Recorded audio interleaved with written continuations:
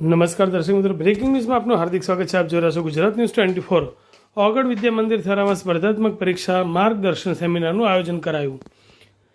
ઓગળ તાલુકાના મુખ્ય મથક થરામાં આવેલ ઓગળ વિદ્યા મંદિર હોલમાં શ્રી કાંકરેજ વિભાગ રાજપૂત કર્મચારી મહામંડળ અને કાંકરેજ રાજપૂત યુવા ટીમના સંયુક્ત ઉપક્રમે વિવિધ સ્પર્ધાત્મક માર્ગદર્શન સેમિનાર 9 ઓગસ્ટ 2026ના રોજ યોજાયો હતો. મુખ્ય motivation speaker doctor Kalyansinh Champawat, professor Makansinh Zala દ્વારા વિદ્યાર્થીઓને આવનારી સ્પર્ધાત્મક પરીક્ષાઓ કેવી રીતે પાસ કરવી, વિદ્યાર્થીઓને UPSC, GPSC, TET, TAT, police constable, army, BSF, તલાટી વર્ગ 1 અને 2 વગેરે તૈયાર કરતા વિદ્યાર્થીઓ માટે દરરોજ કેટલા કલાક વાંચન કરવું, કયા કયા વિષય પર વાંચન કરવું, એક લક્ષ્ય ઉપરથી કોઈપણ પરીક્ષા પાસ કરી લક્ષ્ય સિદ્ધ કરી શકાય.